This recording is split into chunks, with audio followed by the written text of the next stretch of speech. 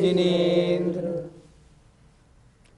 अभी तक पाठशाला के इस कार्यक्रम में आपने बालबोध संबंधी बहुत सी बातों की जानकारी की।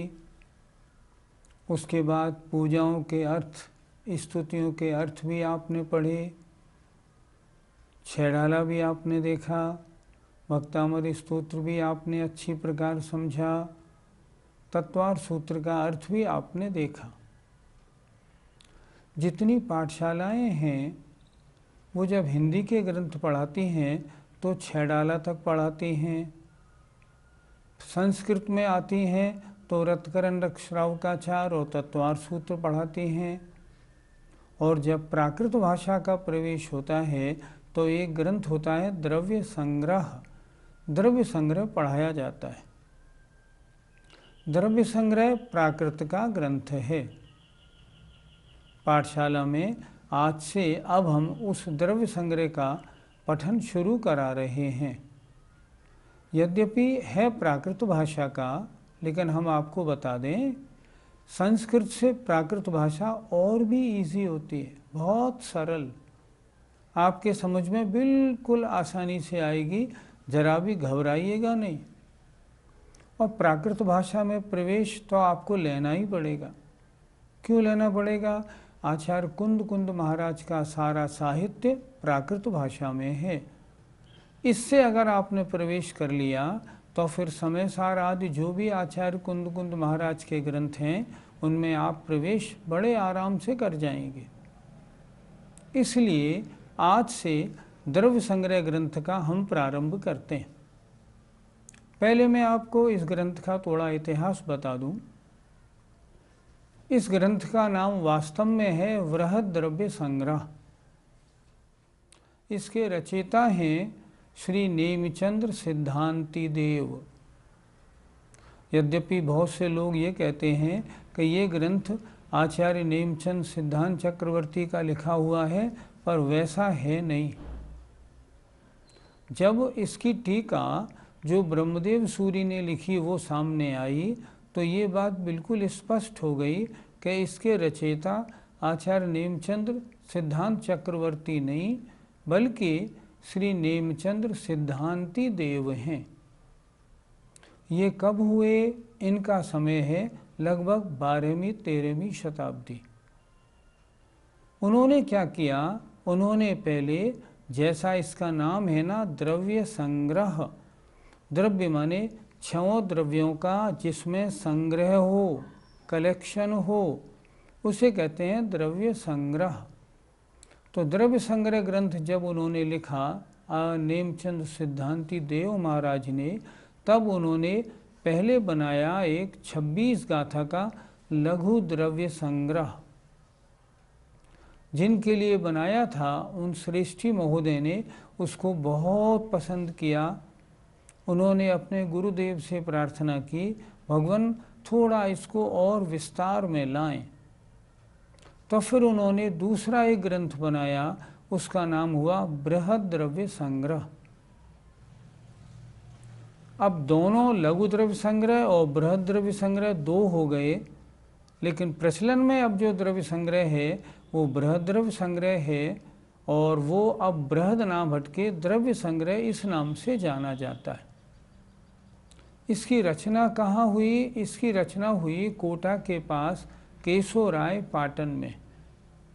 श्री नेमचंद सिद्धांति देव ने द्रव्य संग्रह को केशोराय पाटन, आप लोगों को ध्यान होगा, बड़ी प्राचीन मूर्ति है जहाँ भगवान मुनसुब्रतनाथ स्वामी की, वहाँ इसकी रचना हुई। इसमें क्या है? इसमें 58 प्राकृत की गाथाएं हैं। संस्कृत में श्लोक कहलाते हैं, हिंदी में दोहे कहलाते हैं, प्राकृत में गाथा कहलाती हैं। गाथाएं प्राकृत भाषा की होती हैं। इसमें कुल 58 गाथाएं हैं। उनमें से 27 गाथाओं में 6 द्रव्य का वर्णन है। उसके बाद 11 गाथाओं में 9 पदार्थों का वर्णन है, और शेष 20 गाथाओं में मोक्ष मार्ग और पंच परमेष्टि और ध्यान का वर्णन है। बहुत सरल है, आप ज़रा भी परेशान मत होइए। जिनके पास द्रव्य संग्रह किताब ना हो वो इस फ़ोन नंबर पे अपना SMS कर दें, हम उनके पते पे द्रव्य संग्रह फ्री भिजवाएंगे। आप में से बहुत से सैकड़ों लोगों ने हमें SMS किया और हमने उनको द्रव्य संग्रह ग्रंथ भिजवाया। आपके पास भी अगर ना हो तो आप आज ही SMS कर दें। आप फ़ोन नंबर लिख लें 0931 40 30 108। आपको कुछ नहीं करना, बस SMS में अपना एड्रेस दे दीजिए, हम आपको द्रव्य संग्रह ग्रंथ भिजवाएंगे, निःशुल्क भिजवाएंगे। आप ज़रूर मंगा लें। जब तक ये ग्रंथ आपके सामने नहीं होगा ना, आपको पढ़ने में अच्छा नहीं लगेगा। प्राकृत है, नई भाषा है, ग्रंथ सामने हो तो समझ में अच्छा आता है। आप में से जिन्होंने मंगा लिया या जिनके पास घर में ऑलरेडी है, वे अपना अपना निकाल के सामने रखें और उसके हिसाब से एक एक गाथा को समझें।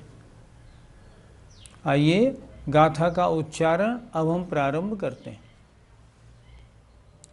जीवमजीवं दौवं जिणवरवसहेण जेणनिदिष्ठं देविन्दविन्दवन्दं वन्दे तं सर्वदा शिरसा।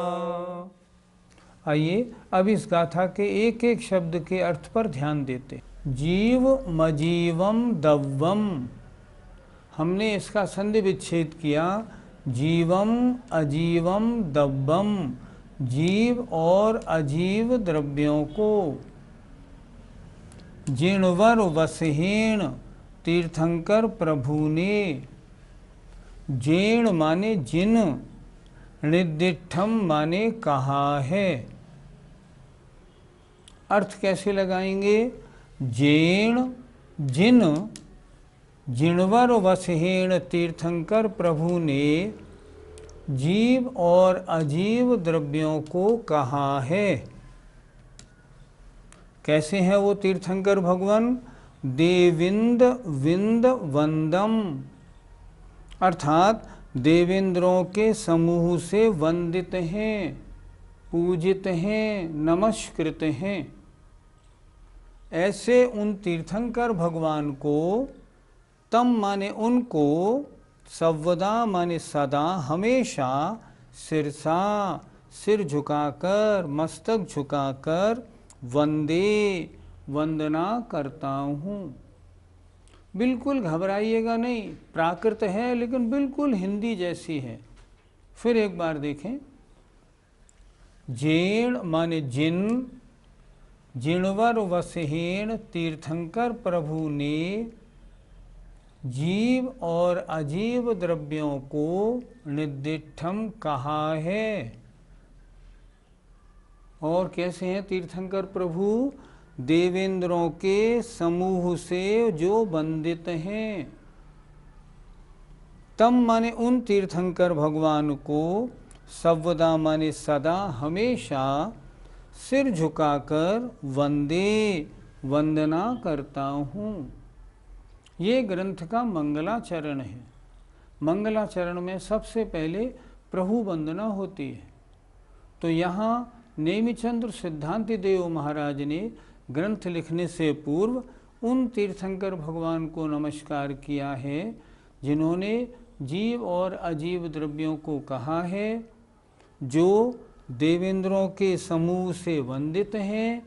ऐसे उन तीर्थंकर भगवान को मैं सिर झुकाकर, मस्तक झुकाकर सदा वंदना करता हूँ। पंडित जी, द्रव्य तो 6 कहे हैं, लेकिन इनमें से जीव और अजीव का ही क्यों कहा? द्रव्य तो 6 हैं, लेकिन एक जीव है और 5 द्रव्य अजीव हैं। तो 6 द्रव्य कहो या जीव और अजीव द्रव्य कहो, बात तो एक ही हो गई। जीव में जीव द्रव्य आ गया और अजीव द्रव्य में शेष 5 द्रव्य आ गए। इस तरह 6 द्रव्यों का वर्णन हो गया। पंडित जी, द्रव्य किसे कहते हैं? तत्वार सूत्र का एक सूत्र है गुण पर्याय व द्रव्यम, जिसमें गुण और पर्याय पाई जाएं। गुण और पर्याय जो वाला होता है उसे द्रव्य कहते हैं। गुण माने क्वालिटीज़, पर्याय माने फॉर्म। जिसमें गुण होते हैं और जिसकी एक पर्याय होती है उन्हें कहते हैं द्रव्य। पंडित जी, मंगलाचरण क्यों किया जाता है? जितने भी ग्रंथ आपने पढ़े, तत्वार सूत्र पढ़ा तो मोक्ष मार्गस्य नेतारम पढ़ा, वो मंगलाचरण। 6 डाला पढ़ा, 3 भुवन में सार, ये मंगलाचरण। मंगलाचरण क्यों होता है? मंगलाचरण होता है ताकि मैंने जो ये ग्रंथ लिखना प्रारंभ किया है ना, इसकी निर्विघ्न समाप्ति हो जाए, मेरे इस कार्य में कोई विघ्न ना पड़े। दूसरी बात, नास्तिकता के परिहार के लिए पहले भगवान को याद करके सारा काम करूं। तीसरी बात, मेरा ग्रंथ प्रामाणिक है, भगवान का नाम लेके भगवान की वाणी के आधार से मैंने बनाया है। इन सब बातों के लिए पहले मंगलाचरण करते हैं। कोई भी कार्य करो पहले मंगलाचरण। आप लोग सभाएं करते हो ना अपने छात्रावास में, तो पहले मंगलाचरण होता है, फिर सभा होती है, ताकि ये ग्रंथ की निर्विघ्न समाप्ति हो जाए, शिष्टाचार का पालन हो जाए, बड़ों के प्रति हमारी विनय हो जाए, इसलिए मंगलाचरण किया जाता है। पंडित जी, इंद्र कितने होते हैं? आपने प्रश्न ठीक किया। यहाँ एक शब्द आया था ना, देविंद विंद वंदम, देवेंद्रों के समूह से जो वंदित हैं। तो देवेंद्र कितने हुए? आचार्यों ने लिखा देवेंद्र 100 होते हैं। एक गाथा आती है, भवणाले 40, भवनवासियों के 40 इंद्र, विंतर देवाण होंत 32, विंतरों के 32 इंद्र, कप्पामर 24 और कल्पवासियों के 24 इंद्र। 40, 32 और 24 कितने हो गए? 96। और ज्योतिषियों में चंद्रमा और सूर्य, त्रियंशों में सिंह और मनुष्यों में चक्रवर्ती। कुल मिला के 100 इंद्र होते हैं। जितने तीर्थंकर भगवान समव शरण में विराजमान रहते हैं, ये 100 इंद्र निरंतर उनकी वंदना करते रहते हैं। इससे सिद्ध होता है कि ये 3 लोक के नाथ हैं। यहाँ सिर से नमस्कार क्यों किया है, हाथ जोड़कर क्यों नहीं किया? सिर से नमस्कार का मतलब होता है मन से, वचन से, काय से। कैसे?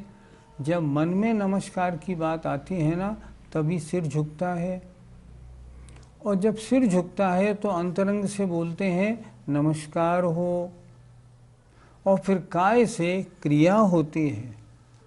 तो सिर झुकाकर नमस्कार का मतलब हुआ मन से, वचन से, काय से मैं उन तीर्थंकर भगवान को नमस्कार करता हूँ, इसलिए सिर झुकाकर लिखा। तीर्थंकरों से तो सिद्ध भगवान बड़े होते हैं, फिर यहाँ पर सिद्धों को नमस्कार क्यों नहीं किया गया? आपने प्रश्न ठीक किया। वास्तव में देखा जाए तो अरहंतों से सिद्ध भगवान बड़े होते हैं। अरहंतों के 4 घातिया कर्मों का नाश हुआ, सिद्ध भगवान ने तो 8 कर्मों का नाश कर लिया। बड़े कौन हुए? सिद्ध भगवान। लेकिन हमारा मतलब सबसे ज़्यादा सिद्ध किनसे होता है? हमें मोक्ष मार्ग किसने बताया? हम मंदिरों में किनकी पूजा करते हैं? अरहंत भगवान की। हमारा सबसे ज़्यादा मतलब अरहंतों से सिद्ध होता है। इसलिए हमने पहले णमोकार मंत्र में भी नमो अरिहंताणम फिर नमो सिद्धाणम लिया। पहले अरहंतों को नमस्कार, फिर सिद्धों को नमस्कार। इसीलिए यहाँ भी पहले अरहंतों को नमस्कार किया है, फिर सिद्धों को नमस्कार किया है। इस तरह ये पहली गाथा पूरी हुई। आपको कड़ी तो नहीं लगी ना? बिल्कुल सरल, बिल्कुल घबराइए मत। ये प्राकृत है, लेकिन प्राकृत हिंदी जैसी है। अर्थ क्या बना?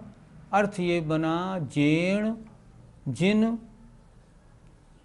जिण भर वृषभेण तीर्थंकर भगवान ने जीवम अजीवम दब्बम जीव अजीव द्रव्यों को निर्दिष्टम कहा है। देविंद विंद बंदम, जो देवेंद्रों के समूह से बंदित हैं, तम माने उनको मैं सिर झुकाकर नमस्कार करता हूँ। इस तरह मंगलाचरण की गाथा पूरी हुई। अब ग्रंथ का प्रारंभ करते हैं। मंगलाचरण के बाद अब ग्रंथकार जीव अजीव द्रव्यों को बताएंगे।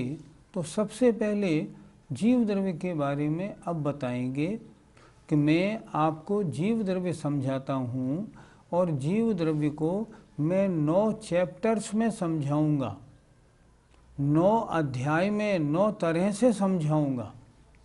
अब वो 9 तरह कौन से हैं ये आप अब ये दूसरी गाथा में बोलूँगा। इसमें सिर्फ 9 चैप्टर्स, 9 तरीके उन्होंने बताए हैं कि मैं 9 अध्याय में 9 तरह से जीव को समझाता हूँ। हमें सबसे पहले जीव को ही तो समझना है, और द्रव्य संग्रह ग्रंथ की ये विशेषता है कि इसमें जीव माने आत्मा को जिस प्रकार समझाया है 9 तरह से, ऐसा किसी भी आचार्य ने नहीं समझाया। तो आइए अब दूसरी गाथा देखते हैं। तैयार हो जाइए। जीवो भोगमओ,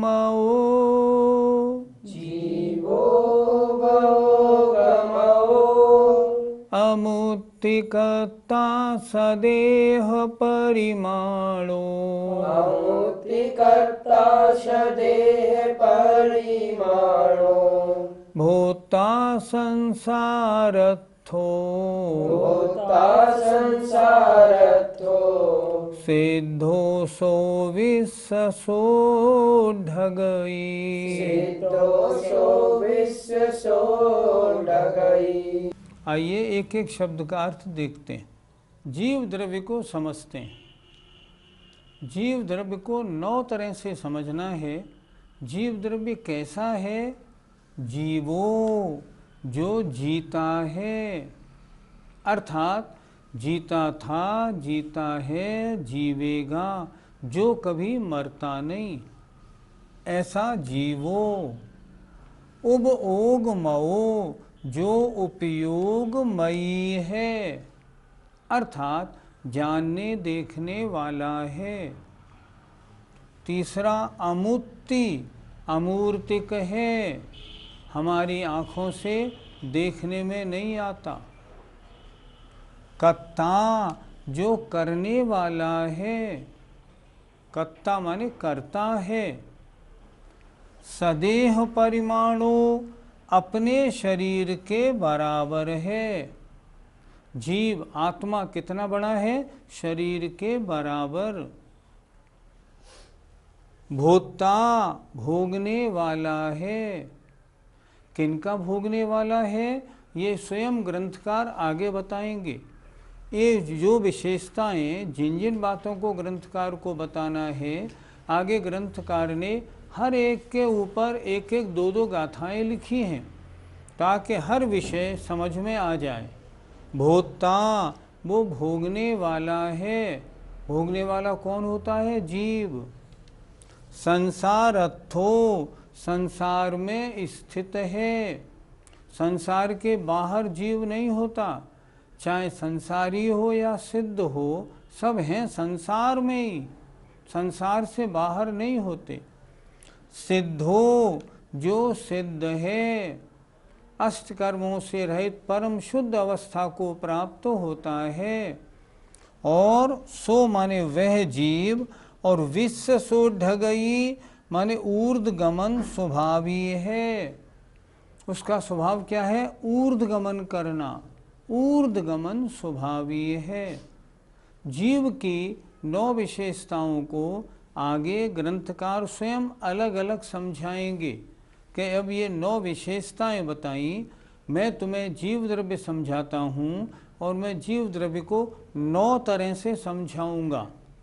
कैसे समझाऊंगा फिर देखें। जीवो जो जीता है, कैसे जीता है, किन कारणों से जीता है, सब बताएंगे। ओगमओ उपयोगमयी है, ज्ञान दर्शन वाला है, ज्ञाता दृष्टा है। हमारा आत्मा कैसा है? ज्ञाता दृष्टा, जानने देखने वाला है। तीसरा अमुत्ति, अमूर्तिक है, उसमें रूप रस गंध स्पर्श नहीं, इसलिए आत्मा देखने में नहीं आता। कर्ता, करने वाला है, अजीब करने वाला नहीं होता, करने वाला तो जीव ही होता है। अब क्या करता है जीव, ये खुद ग्रंथकार बताएंगे। सदेह परिमाणो, आत्मा कितना बड़ा है, जिस जीव को जो शरीर मिला उस शरीर के बराबर आत्मा होता है। जैसे एग्जाम्पल, मक्खी का आत्मा मक्खी के बराबर, हाथी का हाथी के बराबर, और व्हेल मछली का व्हेल मछली के बराबर, स्वयंभू रमण के समुद्र का आत्मा उसके बराबर। आत्मा है एक सा, लेकिन फिर भी अपने शरीर के बराबर रहता है। और भोक्ता, सुख दुख आदि का भोगने वाला है। भोगने वाला कौन होता है? जीव ही तो होता है। संसारत्थो, संसार में स्थित है, विभिन्न रूपों में है। एक इंद्री में, दो इंद्री में, तीन इंद्री में, पशु में, मनुष्य में, इन सब रूपों में होके संसार में स्थित होता है। और कैसा है? सिद्धो, वह स्वभाव से देखा जाए तो अष्ट कर्मों से रहित सिद्धों जैसा है। और विश्व सो ढगई, जब तक कर्म मल से लगा हुआ है, जुड़ा हुआ है, तब तक संसार में है। और जैसे ही उनसे छूटता है सीधा ऊपर जाता है, लोक के अग्रभाग में। क्यों जाता है? क्योंकि ऊर्ध्वगमन स्वभावी है। संसार अवस्था में तो उसका स्वभाव ऊर्ध्वगमन का नहीं रहता, इसलिए जहाँ जाना होता है वहाँ जाता है। लेकिन जैसे ही अष्टकर्मों से रहित होता है सीधा ऊर्ध्वगमन करता है, क्योंकि ऊर्ध्वगमन स्वभावी है। इस तरह इन 9 बातों से अब आगे इसी ग्रंथ में आपको एक एक बात को समझाया जाएगा कि वो जीता कैसे है, उपयोग कितने प्रकार का होता है, हमारे और आपके कितने उपयोग हैं, अमूर्ति क्यों है, किन किन का करने वाला है, किन अवस्थाओं में शरीर के बराबर रहता है, क्या कभी शरीर से बड़ा भी हो जाता है क्या, और भोक्ता, भोगने वाला है, अशुद्ध अवस्था में क्या भोगता है, शुद्ध अवस्था में क्या भोगता है, संसारत्थो, संसार में स्थित है, किन किन पर्यायों में पाया जाता है। आत्मा कभी निगोदिया में रहता है, कभी स्वर्ग में रहता है, कभी 4 इंद्रिय बनता है, इस तरह। और सिद्धो, सिद्ध भगवान सिद्ध अवस्था में प्राप्त होता है तो कैसा होता है, और स्वभाव से ऊर्ध्वगमन करने वाला होता है। द्रव्य संग्रह ग्रंथ की ये विशेषता है कि इसी ग्रंथ में इतने 9 प्रकारों से जीव को समझाने की कोशिश की गई है। हमें समझना क्या है? हमें सिर्फ जीव द्रव्य को ही तो समझना है। मैं क्या हूँ? मैं जीव हूँ, आत्मा हूँ। आत्मा हूँ तो कैसा हूँ? इन 9 विशेषता वाला हूँ। ये इस ग्रंथ की विशेषता है। अब एक एक विशेषता को हम समझेंगे। हमें इस मनुष्य पर्याय में करना क्या है? जीव द्रव्य को समझना है। तो जीव द्रव्य को इन 9 अधिकारों में आप समझेंगे। अब शेष आज का समय पूरा हो गया। अब तब तक कल तक के लिए क्षमा। जय जिनेंद्र, जय जिनेंद्र।